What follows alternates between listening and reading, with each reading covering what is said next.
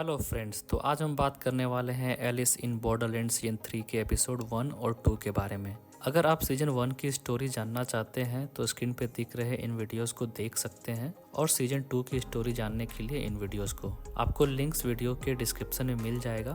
तो चलिए वीडियो में आगे बढ़ते हैं, पर उससे पहले अगर आपने चैनल को सब्सक्राइब नहीं किया है तो प्लीज़ चैनल को सब्सक्राइब कर लीजिए। तो एपिसोड 1 में हम देखते हैं कि सारे गेम खत्म होने के कारण आसमान में हर जगह आतिशबाजी होती है। फिर अनाउंसमेंट होता है और सबको ऑप्शन दिया जाता है कि क्या आप इस कंट्री के परमानेंट सिटीजन बनना चाहते हैं।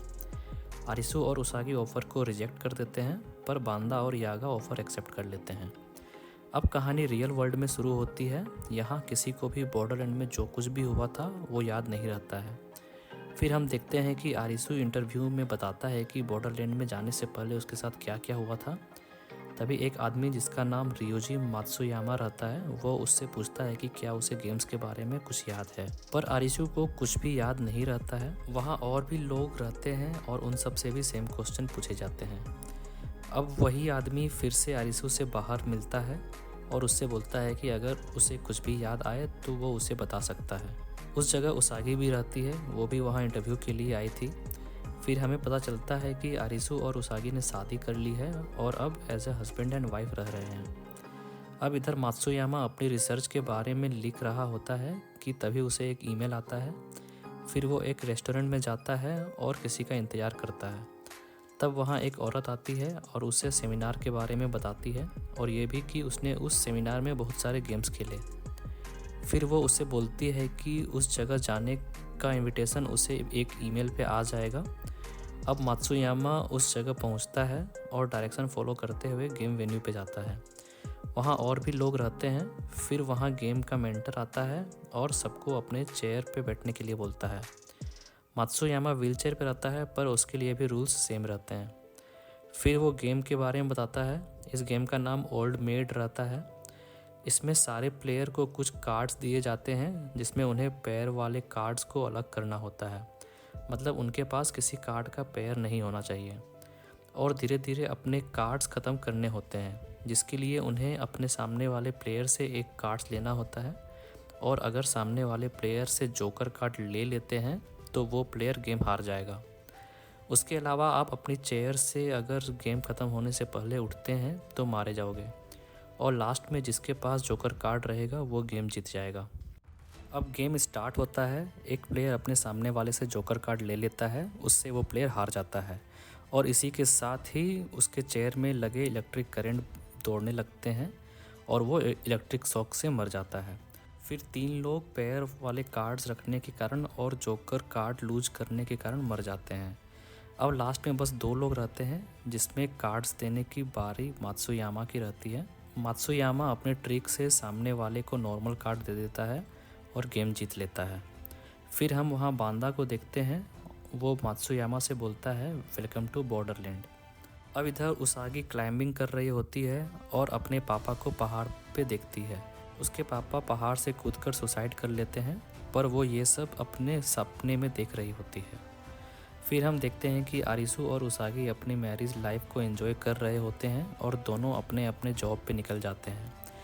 अब हम आन को देखते हैं। वो आरिसु के ऑफिस में आती है और उसे उसकी बॉर्डरलैंड वाले बातों को याद दिलाने की कोशिश करती है। वो बोलती है कि वो दोनों उस दुनिया में थे, वहाँ वो एक साथ गेम्स भी खेले थे और जीते भी थे, और ये भी कि उस जगह वापस से जाया जा सकता है एक मेडिसिन के ज़रिए। वो ये सब इसलिए कर रही होती है क्योंकि उसे जानना होता है कि आखिर उस दुनिया में हुआ क्या था। इधर उसागी घूमते हुए उसी बिल्डिंग में पहुंचती है जहां बीच हुआ करता था। उसे वहां पर बॉर्डरलैंड वाले इंसिडेंट्स याद आती हैं। अब इधर आरिसु अपने घर पहुंचता है, तब उसे उसागी की कॉल आती है। वह उससे आई एम सॉरी बोलती है और फ़ोन कट जाता है। आरिसु उसे ढूंढते हुए उसके पुराने घर पे जाता है, पर वहाँ वो नहीं रहती है। फिर वो पुलिस के पास जाता है। पुलिस उसे बीच वाले बिल्डिंग की सीसीटीवी फुटेज दिखाते हैं जिसमें वो मात्सुयामा से बात कर रही होती है। अब आरिसु मात्सुयामा के बारे में जानने के लिए कॉलेज जाता है। वहाँ उसे पता चलता है कि वो अजीबोगरीब चीज़ों पर रिसर्च कर रहा था। उसे वहाँ उसागी की फाइल देखने मिलती है और साथ ही मात्सुयामा और उसागी के बीच हुई इंटरव्यू वाली वीडियो भी, जिसमें उसागी अपने पापा वाले ड्रीम के बारे में उसे बताती है। अब आरिसू वहाँ कॉरिडोर से जा रहा होता है कि उसे कोई नज़र आता है। वो बांदा रहता है, वो उसके सामने आता है और आरिसू को बॉर्डरलैंड में आने के लिए बोलता है। वो उसे एक कार्ड देता है और बोलता है कि उसागी उस दुनिया में ऑलरेडी पहुंच चुकी है। फिर आरिसू उस कार्ड को देखता है, वो कार्ड जोकर का कार्ड रहता है। तभी उसे पुलिस की कॉल आती है। वो हॉस्पिटल में जाता है, वहाँ उसागी एडमिट रहती है। वहाँ मात्सुयामा भी एडमिट रहता है और दोनों कोमा में रहते हैं। वहाँ उसे पता चलता है कि उसागी प्रेग्नेंट थी। अब पुलिस आरिसू को उसागी के गायब होने की टाइमलाइन बताते हैं और उसे उसागी के सामान चेक करने के लिए बोलते हैं। आरिसू उन सामान को देखता है और उसके पास भी जोकर वाला कार्ड रहता है। कार्ड देखकर उसे आन की बातें याद आती है और वो आन से मिलने पहुंचता है। वो उसे अपने प्रॉब्लम्स बताता है और आन से उसागी को वापस लाने के लिए हेल्प मांगता है। फिर आन उससे बोलती है कि जब किसी इंसान की धड़कन रुक जाती है तो उसे फिर से शुरू होने के लिए बस 2 मिनट का टाइम रहता है। उन 2 मिनट में वो उस दुनिया में पहुंच जाता है। उन लोगों ने जो महसूस किया था वो वही दुनिया थी और अगर वो उसागी की जान बचाना चाहता है तो उसे उस दुनिया में जाना होगा और 2 मिनट के अंदर उसे वापस लाना होगा। पिछली बार जब वो उस दुनिया में गए थे तो उन्हें लगा था कि उन्होंने लंबा टाइम गुजारा है, पर इस दुनिया में सिर्फ 1 मिनट के लिए उनकी धड़कन रुकी थी। मतलब दोनों दुनिया में वक्त अलग अलग चलता है। अब आरिसू वहाँ जाने के लिए रेडी हो जाता है, बावजूद इसके कि अगर वो 2 मिनट में वापस नहीं आया तो वो मर सकता है। आन उसे धड़कन रोकने वाली इंजेक्शन लगाती है। फिर हम देखते हैं कि टाइम रुक जाता है और आसपास की सारी चीज़ें भी रुक जाती है। अब आरिसू बाहर निकलता है तो उसे गेम वाला बोर्ड देखने मिलता है जिसमें वेन्यू का एड्रेस लिखा रहता है। वो गेम वेन्यू पे पहुंचता है, वहाँ और भी लोग रहते हैं। फिर गेम स्टार्ट होने की अनाउंसमेंट होती है। अब एपिसोड 2 में हम देखते हैं कि गेम वेन्यू पे लोग गेस कर रहे होते हैं कि कौन सा गेम होगा। फिर गेम के बारे में बताया जाता है। गेम का नाम सेक्रेट फॉर्च्यून रहता है। इसमें टोटल 10 राउंड्स होते हैं। हर राउंड में एक फॉर्च्यून स्लिप निकालना होता है। हर स्लिप में एक पजल रहता है और उसका करेक्ट आंसर बताना पड़ता है और अगर आंसर गलत बोला तो आपके आंसर को करेक्ट आंसर से घटाया जाएगा और जितना डिफरेंस होगा उतना जलता हुआ एरो आपको हिट करने आएगा। मतलब आपको करेक्ट आंसर देना है और अगर गलत आंसर दिया तो जलती हुई एरो से भी बचना है।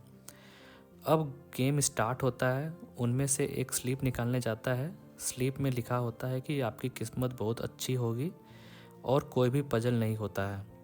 अब नेक्स्ट पर्सन स्लीप निकालने जाती है। उसमें एक पजल होता है जिसका करेक्ट आंसर 15 होता है, पर वो आंसर 18 बोलती है। अब 3 जलती हुई एरो आती है जिसमें से एक एरो उसे लगती है और बाकी के 2 एरो दूसरे आदमी को, और वो दोनों मर जाते हैं। ये देखकर सभी डर जाते हैं। एक आदमी गेम वेन्यू से भागने लगता है, पर जैसे ही गेट से बाहर जाता है उसे लेज़र बीम आके मार देती है। अब एक एक करके सभी लोग स्लीप निकालते हैं। सभी में पजल रहता है और सारे लोग उसका गलत आंसर बताते हैं और जलती हुई एरो आकर सबको मारने लगती है। बहुत सारे लोग मर भी जाते हैं। उसी बीच आग देखकर आरिसू को बॉर्डरलैंड की दुनिया और गेम्स याद आते हैं। अब आखिरी स्लीप निकालने आरिसू जाता है। उसमें पजल में क्वेश्चन रहता है कि दुनिया की पॉपुलेशन कितनी है। आरिसू उसका आंसर 7.9 बिलियन बताता है, पर करेक्ट आंसर 8 बिलियन रहता है। मतलब टोटल 10 करोड़ का डिफरेंस रहता है। अब वो सब उतने एरो से कैसे बचे वो सोचने लगते हैं। फिर आरिसू अपना दिमाग लगाता है। वो सभी के स्लीप में दिए गए डायरेक्शन को पूछता है और फिगर आउट करता है कि नॉर्थ वेस्ट डायरेक्शन सेफ होगा। वो वहाँ जाते हैं पर उन्हें कहीं भी सेफ जगह नहीं दिखती है। फिर आरिसू ये गेस करता है कि इस जगह पे कोई सुरंग हो सकता है और उसे खोजने पे सुरंग का रास्ता भी मिल जाता है। फिर वो मिलकर रास्ते को ओपन करते हैं और एरो के पहुंचने से पहले सुरंग में जाकर अपनी जान बचा लेते हैं। अब वो सुरंग से बाहर जाते हैं तो उन्हें जोकर कार्ड वाला पोस्टर दिखता है। फिर सभी अपने अपने जोकर कार्ड्स चेक करते हैं। अब हम देखते हैं कि नेत्सू बॉर्डरलैंड में आने से पहले ड्रग खरीद रहा होता है और उसे ड्रग देने वाला बांदा रहता है। वो ड्रग के साथ उसे जोकर वाला कार्ड भी दे देता है। अब इधर सभी लोग डिस्कस करते हैं कि उन सबको जोकर वाला कार्ड कहाँ और कैसे मिला, और सबको जोकर वाला कार्ड बांदा ही देता है। फिर वो डिस्कशन करके ये फिगर आउट करते हैं कि वो ये गेम्स पहले भी खेल चुके हैं और जीत के अपनी दुनिया में वापस जा चुके हैं। अब वो सब नेक्स्ट गेम खेलने अगले गेम वेन्यू पे जाते हैं। अगला गेम का नाम ज़ॉम्बी हंट रहता है। इसमें हर प्लेयर को 7 कार्ड्स दिए जाते हैं। एक प्लेयर अपना ओपोनेंट चुनेगा और उसके साथ ये गेम खेलेगा। आपको अपने कार्ड्स टेबल पे रखने होंगे और जिसके कार्ड्स के नंबर का एडिशन ज़्यादा होगा वो प्लेयर जीत जाएगा और उसे हारने वाले प्लेयर से एक कार्ड मिलेंगे। इसके अलावा गेम में 3 स्पेशल कार्ड्स हैं, ज़ॉम्बी, वैक्सीन और शॉटगन। एक ग्रुप में एक प्लेयर को ज़ॉम्बी कार्ड मिलेगा। ज़ॉम्बी कार्ड बाकी सारे कार्ड से बड़ा होगा और जिसके पास भी ज़ॉम्बी कार्ड होगा वो गेम जीत जाएगा और हारने वाले प्लेयर को भी ज़ॉम्बी बना देगा और सामने वाले प्लेयर को भी उसके बाद ज़ॉम्बी कार्ड मिल जाएगा। ज़ॉम्बी कार्ड से बचने के लिए बाकी के 2 कार्ड्स हैं। पहला शॉटगन वाला कार्ड, अगर कोई प्लेयर ज़ॉम्बी कार्ड शो करता है और सामने वाला प्लेयर शॉटगन कार्ड, तो ज़ॉम्बी कार्ड हार जाएगा और उसके साथ वो प्लेयर भी मर जाएगा। हर प्लेयर को शॉटगन का एक कार्ड बाकी कार्ड्स के साथ मिलेगा और उस कार्ड को बस एक बार ही यूज करने को मिलेगा और शॉटगन के कार्ड से सिर्फ ज़ॉम्बी ही मर सकते हैं, इंसान नहीं। ज़ॉम्बी को रोकने का दूसरा कार्ड है वैक्सीन का कार्ड। ये कार्ड हर ग्रुप में कुछ ही लोगों को मिलेगा। अगर कोई ज़ॉम्बी कार्ड चलाता है और सामने वाला वैक्सीन कार्ड, तो ज़ॉम्बी कार्ड हार जाएगा और प्लेयर को वापस से इंसान बना देगा। वैक्सीन कार्ड आप खुद पर यूज नहीं कर सकते हैं। इसमें टोटल 20 राउंड्स होंगे और अगर किसी ने अपने सारे नंबर वाले कार्ड गंवा दिए तो वो गेम हार जाएगा और राउंड 20 के बाद ज़ॉम्बी या इंसान में से जिनका नंबर ज़्यादा रहेगा वो गेम जीत जाएंगे और हारने वाले सारे लोग मारे जाएंगे। अब गेम स्टार्ट होता है। सभी अपने अपने कार्ड्स ले लेते हैं। वो अपना अपना एक एक पार्टनर चुनते हैं और गेम खेलते हैं। वो सभी ज़ॉम्बी कार्ड को बढ़ने से रोकने की स्ट्रेटेजी बनाते हैं और ज़ॉम्बी कार्ड और वैक्सीन कार्ड ढूंढते हैं, क्योंकि जिसके पास भी ज़ॉम्बी कार्ड होगा वो खुद को शॉटगन से बचाने के लिए अपनी आइडेंटिटी छुपाएगा। अब आरिसू को एक ज़ॉम्बी कार्ड वाला प्लेयर मिलता है। वो उसे अपनी बातों से ज़ॉम्बी कार्ड यूज़ नहीं करने के लिए कन्विंस कर लेता है और बाकी सबको भी उसकी आइडेंटिटी बता देता है। वो वैक्सीन कार्ड यूज़ करने की सोचते हैं पर उनके पास वैक्सीन कार्ड नहीं होता है, तो एक आदमी उस पर शॉटगन यूज करके उसे मार देने का बोलता है। फिर वहाँ एक लड़की आती है जिसका नाम रे रहता है। वो अपनी स्ट्रेटेजी बताती है। वो ये गेम ग्रुप बना के खेलने के लिए बोलती है और अगर ग्रुप में कोई ज़ॉम्बी है तो उसे वैक्सीन से ठीक करने के लिए बोलती है। साथ ही जिसने भी उसे ज़ॉम्बी बनाया था उसकी आइडेंटिटी बताने के लिए बोलती है, ताकि ज़ॉम्बी को ट्रैक कर सकें और या तो उसे वैक्सीन से ठीक कर दें या उसे शॉटगन से मार दें। अब वो सब ये प्लान बाकी के ग्रुप्स को भी बताते हैं। सभी ग्रुप्स वाले इसी प्लान को फॉलो करने के लिए रेडी हो जाते हैं। अब कुछ राउंड्स के बाद वो पाते हैं कि ज़ॉम्बी की संख्या बढ़ते जा रही है और अभी तक वैक्सीन का कार्ड भी किसी के पास नहीं मिलता है, तो कुछ लोग शॉटगन कार्ड यूज करने का डिसाइड करते हैं। फिर कजुया को एक ज़ॉम्बी मिलता है। वो उससे पूछते हैं कि उसे ज़ॉम्बी किसने बनाया था और वो उस आदमी को मारने का डिसाइड करते हैं। कजुया उसके साथ गेम खेलता है और उस पर शॉटगन यूज़ करके उसे मार देता है। अब वो बाकी ग्रुप्स में भी ज़ॉम्बी को ढूंढते हैं ताकि उन्हें मार सकें।